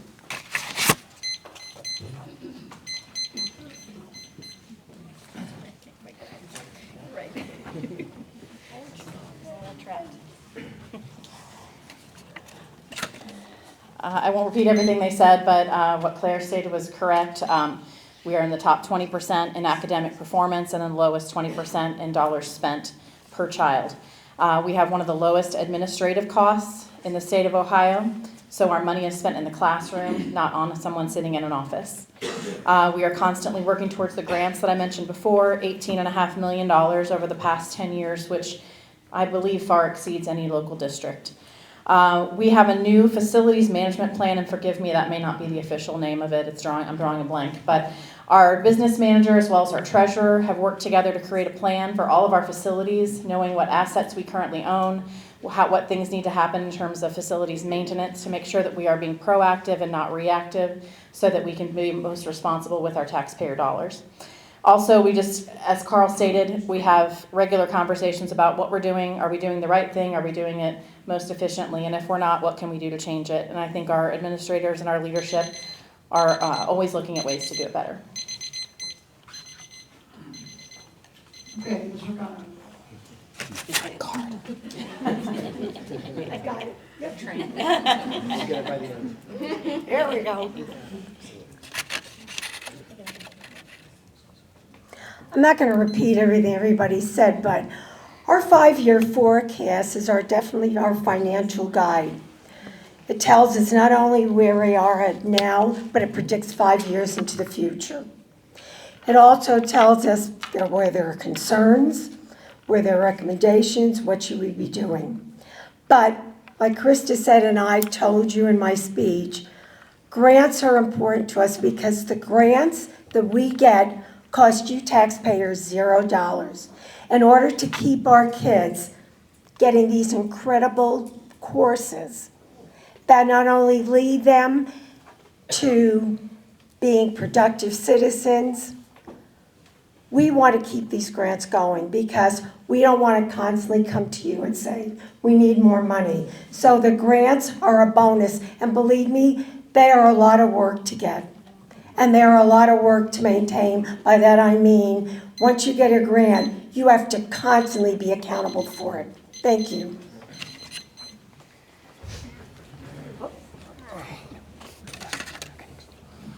Yeah, so I think the answers have all been pretty similar. I mean, Beavercreek does well with a very little bit amount of money. But how many people actually knew that? I'm guessing not very many. That's the problem, and that's the point that I'm trying to make today, is that this information is public and people don't know it. It's because the erosion of trust and community involvement in the process. People didn't know about the schools until they're on the ballot. People didn't know that we were a low-cost, high-performing school until it's raised. So we need to increase that as well. We need accountability in the system, and we need to make sure there's people on the board that everyone trusts is holding on to that accountability. Right? I'm a lawyer, I'm not a money guy. I write invoices and that's about it, right? But I'm not a doctor either. I cross-examine them about their reports. I'm not a social worker, I'm not a mathematician, but I still make sure that they're accurate. We're just talking at a prior school board meeting, they're talking about putting in nearly $1 million of new lights in the new school building. We still see trailers outside. There's a lot of things that people can see that cause concerns. And so what the community needs is to rebuild the trust with the school system. And that's what I hope to do. Okay, I think we're done with that. Thank you.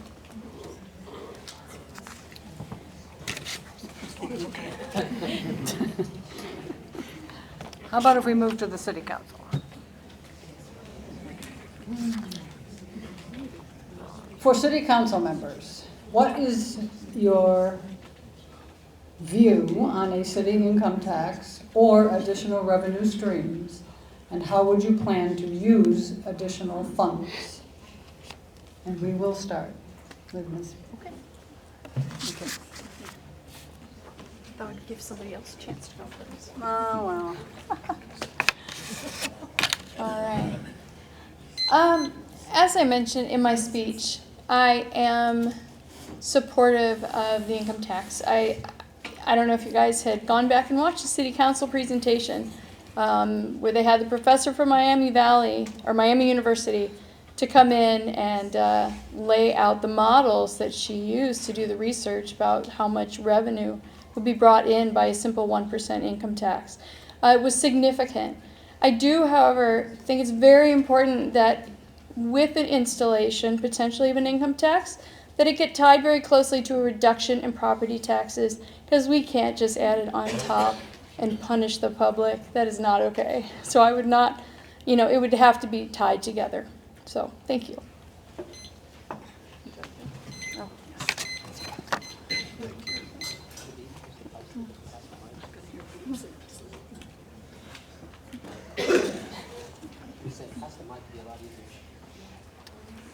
Comparative context is key. That is, when you look at the budget of the city of Beavercreek and compare it to similar sized cities, Centerville, Kettering, etc., our budget's really very low. Our city manager does a tremendous job in terms of keeping within budget, deferring maintenance where possible, and our mayor, vice mayor, and council are full of great ideas. We all inherited a golf course, a lot of different challenges. It's almost solvent now. It's not to say perfect or that it will remain that way, but it's to say we've done a lot of work. There's also a massive amount in flux at the state level, and I'm not just going to jump quickly at a solution. We're just going to have to wait and see. We're going to listen. The income tax is on the table in my view. I think it's something that if we compare it with a significant property tax reduction, that's something that can happen.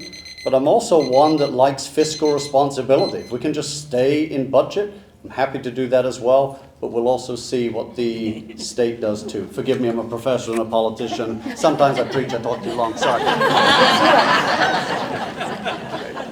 Sorry. Okay. I got you. This time I'll remember my card. Good for you. Okay. Okay. First of all, part of the Maloof Doctrine, A, against new levies and city income tax. The city income tax is horrible. It doesn't lower our property tax. Look at our surrounding neighbors. It's just another way to bring in more money that the city council can spend without any control. How much more are we going to put on the people of Beavercreek? Like I said, I'm running for survival. I'm 71 years old. I'm not running to get a big position to become governor. I'm trying to stay in my home. With all these taxes that are going, just look at our neighbors. It starts off at 1%, and that, by the way, that study was a joke. I was there when they presented it. They would not do anything to look at the human factor and what it's going to cause on the citizens. No, I am against the city income tax. And when we abolish the property tax, then it's a new ballgame. But until then, A, in Maloof, against new levies and against city income tax. Thank you.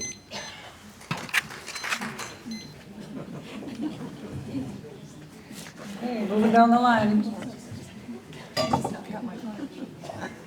Thank you. In terms of the income tax, I think that I stated in my speech, and I stand by the diversification of revenue within the city. We cannot have one sole stream of income that this city is based in. If there is an abolishment of property tax, where is our revenue going to come from? And so I am in support of an income tax. I think that it needs to be a reasonable income tax. I think 1% is reasonable. I think that each citizen needs to look at how that's going to impact them, because the majority of the citizens are not going to pay the income tax. Your retirees are not going to pay the income tax. The people who are going outside of the city are paying their income taxes to where they're working, so long as that entity has an income tax.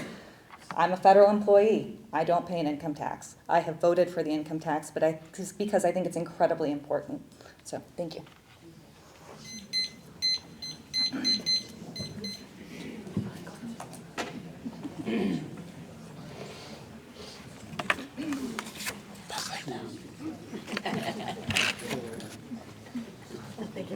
All right. So one thing I didn't get to share with you earlier was that professionally and full-time, I work for Synchrony Bank. Synchrony is a remote-first company, which means I work from home. I live and work in the city of Beavercreek, so any income tax is going to directly impact me. It will impact our household, and it'll just, overall impact us. So I can't stand here and tell you I haven't voted for the income tax before. As a member of council previously, we did put the income tax on the ballot. There are things that the income tax, if we were to pursue it, have to meet in my standards, right? An immediate reduction in property taxes. It's got to be earmarked for certain services, not for the general fund. By meeting some of those standards, that I could see potentially diversifying our income stream from away from property taxes. Right now is a terrible time to seek any new tax, property or income tax. Learn more at voteupton.com.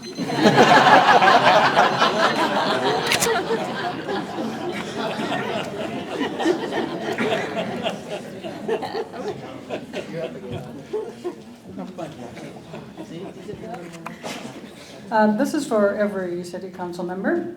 Do you support annexation of the township? If yes, why? Or if no, why? And we'll start with Glenn. Find my right category here. The city of Beavercreek, we have a fantastic working relationship with those in the township. And while there are ongoing issues, discussions over annexation, I think anything like that would have to be done on a very, very limited case-by-case basis. But in my time on council, we haven't annexed, we haven't pushed to annex, and in general, it's something that I don't see coming up a lot. I would do anything in conjunction with those on the township, and so largely my answer is no to the question. I was quicker this time. He was good, but he didn't show us who he was. So. Ed, would you like to address this? I'm sorry, Mr. Maloof. Thank you. Thanks. Well, there's a lot of benefits to annexation, but like I said before, this is the people's city. Put it on the ballot. Ask the people what they want and present both sides so the people can have a say in the matter. Beavercreek citizens don't have a say. And also senior citizens, you will pay city income tax if you have a 401k or an IRA or stock options, because IRS refers to that as deferred income. So again, and it doesn't going to lower our property tax a bit. There's been studies on it. And again, I am against it. I don't see the purpose of it. And Vivek, possibly our new governor, his platform is cap property tax and eliminate income taxes. So where do we go from there? Take care. Thanks. I'll take that. You take this. Or not. Thank you. In terms of annexation, I have to agree with Mr. Dorr. I think we have an excellent working relationship with the township, and any pursuance of an annexation would be taken into consideration with those individuals. But largely, I don't think that that's necessary at this time. So no, I would not support annexation. Thank you.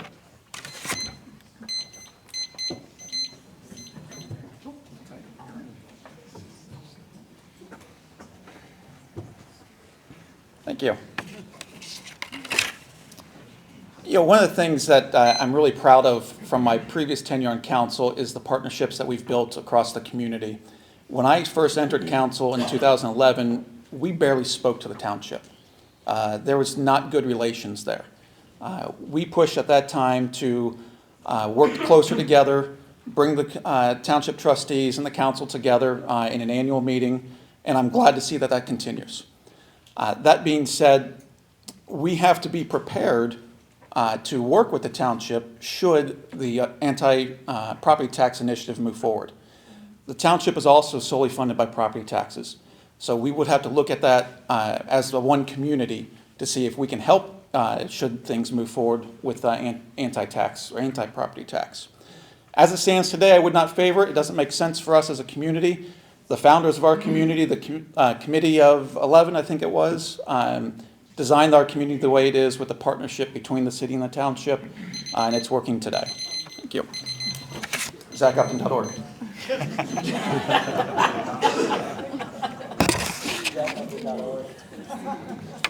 I also agree with everybody above, with Tiffany and Zach and Glenn. I think the township needs to definitely have a say in their own destiny. And as long as it's a cooperative relationship, I think everyone can work together and keep things going strong. Thank you.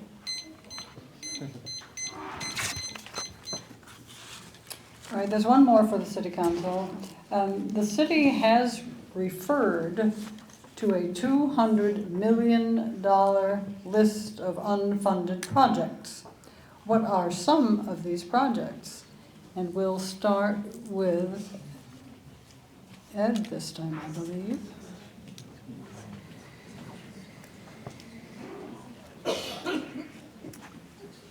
Thank you. No wonder they're pushing that city income tax. $200 million? I don't know what these projects are. I hear a lot of different things. They want to build some new buildings, whatever, but don't know what they are. That's a lot of money, and why hasn't it been coming out? Why isn't the voters involved? So you can see if they get a city income tax, folks, it's going to go, and they have no control where it goes, and it can go up. Look at what, Kettering or Centerville, it's 2.5. You know, it starts off at 1%, but it goes up. So these $200 million unfunded projects, I don't really know what they all are, but that's an awful lot of money. And I just don't think we need it at this time. Thank you.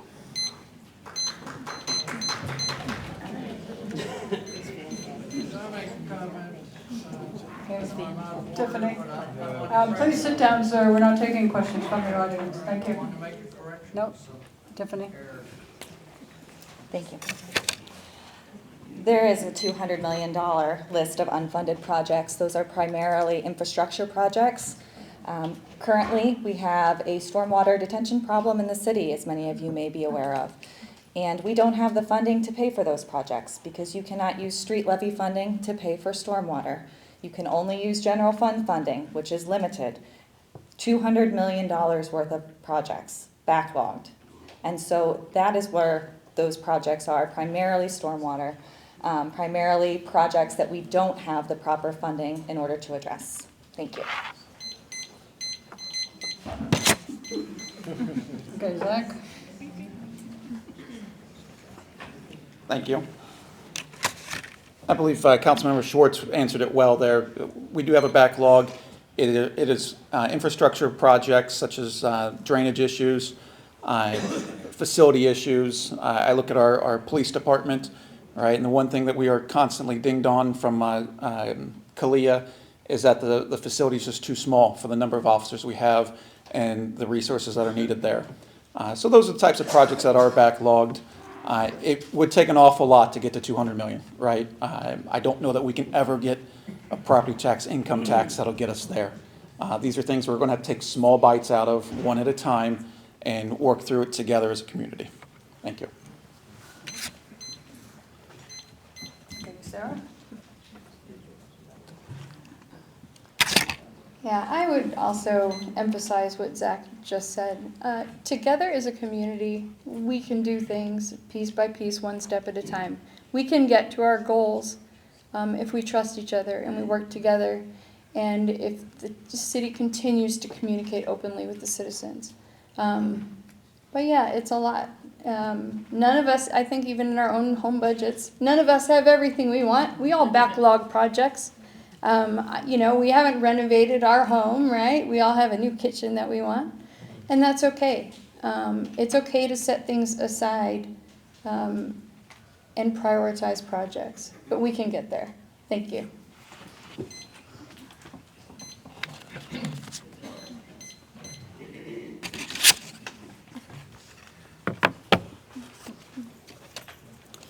I believe very heavily in fiscal responsibility, and I think our city council, city staff have done a tremendous job.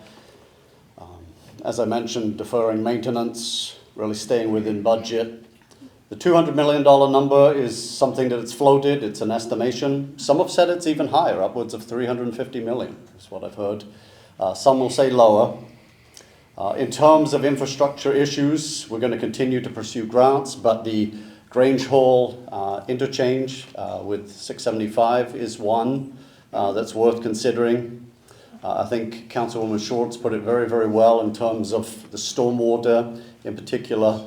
But Zach noted Kalia, and I am firmly a big supporter of our men and women in blue. And the police station is one of real consideration, one that we constantly need to consider, especially as Kalia, a major accrediting body, does ding us from time to time. So I think it's worthy of consideration. Okay. Moving to the township. We have tons of questions, and we are not, it's already 7 o'clock, so we have toned this, or I have toned it back. So we are also going to ask the township candidates how they feel about annexation, because I think it's the other side of the coin. So would you please address that issue, starting with Joe?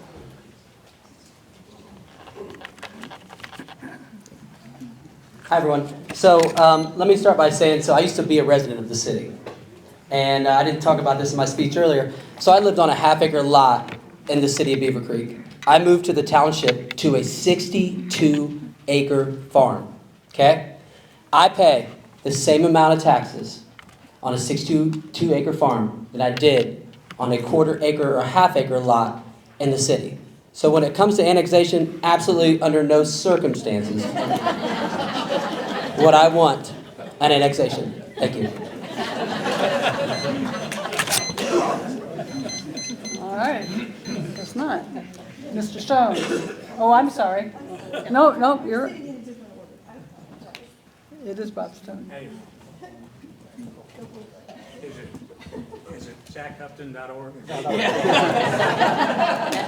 Thanks for remembering. I do remember. All right. Annexation. That's a tough one. But you know, only the people can make that choice. The city cannot annex the township as a whole. Okay? Only it can go on the ballot. If the trustees wanted to put it on the ballot, the city wanted to put it on the ballot, the people can decide. The city can annex a piece of property if that property owner wants it annexed. But they cannot just go out and annex things because that's what they want. So we got to just put it in perspective that if it ever happens, it will be because the people voted for it to happen. So thank you. Upton.org. Okay, my apologies. Yeah. I'll put your picture on my website. I can change that .com to elect Ann Stalter. Okay, so this is what I think about annexation. It is not the right time for us as a community to do annexation. We have to decide that together, and right now we have enough wiggle room to work through this. Are the dollars going to guide us in that? Yes and no. When I think about annexation and what that means to me, that's a lot of money for me too. So I am not in support of that, But it would have to be something that the residents say they want and need, and it would have to make sense, and we'd have to do it together.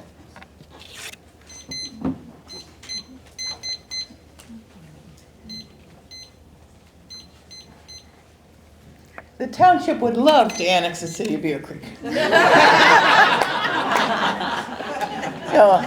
So on another side, though, we've worked well with the city of Beavercreek. We have done some great shared services, and I think that's what's so important about our tenure as trustee and working with the city. We've done shared services with our gasoline station, we shared services with Sugar Creek Township, with Greene County. So working together with communities and sharing our finances and our services to do things together is a much more tax efficient, taxpayer way to save money.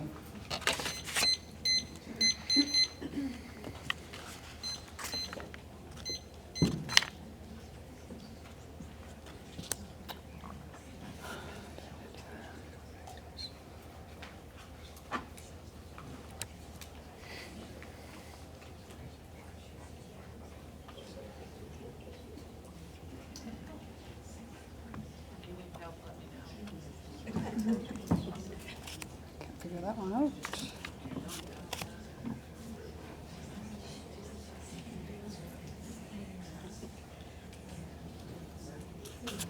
I find this one intriguing, so we'll ask it of the township trustee candidates, beginning with, well, I did it incorrectly, didn't I? I should have had Ann first, alphabetically. All right. Ann, would you like to take this question first? The question is, with the recent retirement of the fire chief, what attributes would you look for in the next chief, and should this township search be internal, external, or both?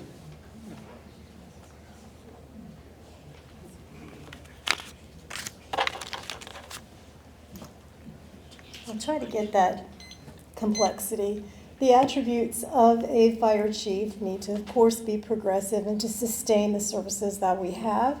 And you also have to look, when you talk about doing job searches, you have to look at the qualifications, you have to look at the job requirements.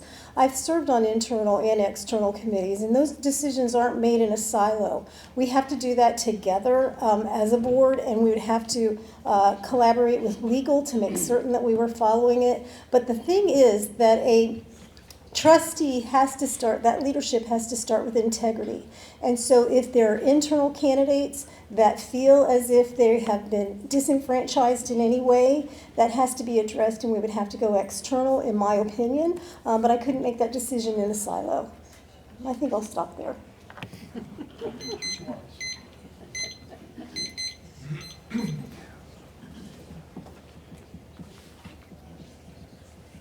So Bob?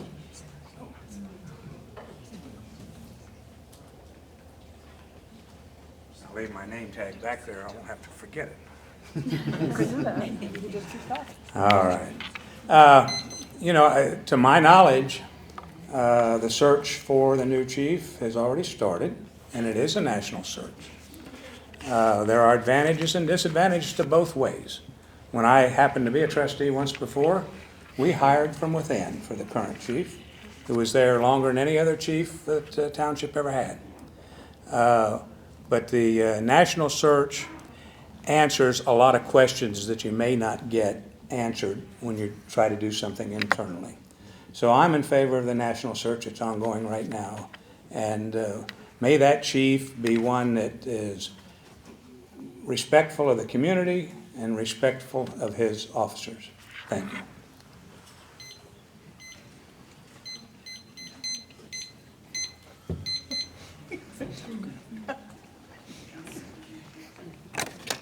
I'm more inclined for internal search, but we are doing a national search. But I think that the persons that we have internally are superior, and they have a lot of experience. And so I'd like to have, and they're pulling our teams together, so I lean towards an internal, but they are going national anyway. So there you go.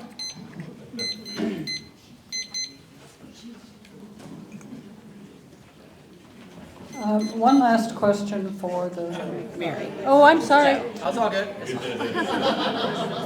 No, you're all good. I apologize. It's all good. So, just to piggyback off what Bob said, yes, it is already, they have already looked at outsourcing applications on the national level. But to me, yeah, I feel like that's a tricky question, right? I mean, internally, we have such a great staff, already. But I do think that, we should do justice and, look at both sides. Get a different, opinion, not just internally, but also externally. But I think at the end of the day, we need to come together as a team, as the board, and make the decision together. Thank you. Seems to me, I remember hire from within used to be a dirty phrase because other applicants would apply for any kind of job and think, well, aren't they just going to hire from within? And then you just get discounted. All right, last question for the city township trustee, or for the Beavercreek Township trustees. Beavercreek City residents pay approximately $3 million in taxes to the township budget. What is the transparency of that money? Where does it go?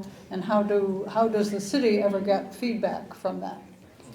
So the first person to respond to that would be, I think, Bob or Ann? Bob. Okay. I'll jump up. Okay. You jumped. Okay, there is a inside millage. The city has one that the state allows, and the township has one that the state allows.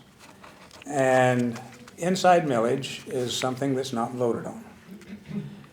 But the reason the city residents pay this inside millage to the township is because the township still exists under the city.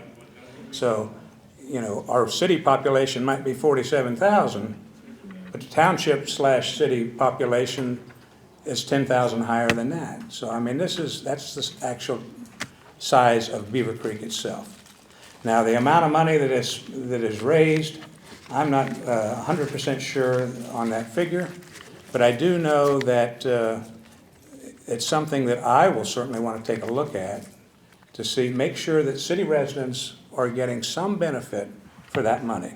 Now, we do share services, and I think a lot of that is already in those shared services. So I'll take a quick look, a hard look. Okay, then. Deborah? Since I'm so confused, I'm just mixing it all up. It's late. I forgot my tag. That's all right. This is Deborah Wallace. Yeah, we have, this township has gap funding, accounting, and so we're one of the best accounting processes in the state. One of the few townships that have gap funding, which we just received an award for. Our checkbook is online. Our gap funding is online. Any township or city resident can look at those funding sources for the inside and outside millages.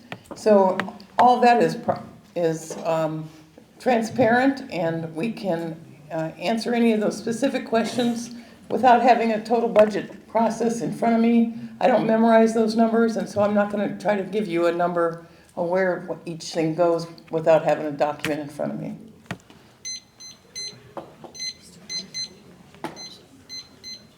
Okay, Ann or Joe?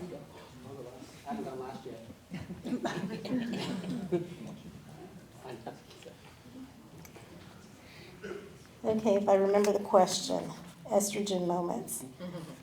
So it's whether or not we are receiving the dollars that are being received from the city into the township, and how is that spent? Yes, what I understand is that we use a gap funding approach to budgeting.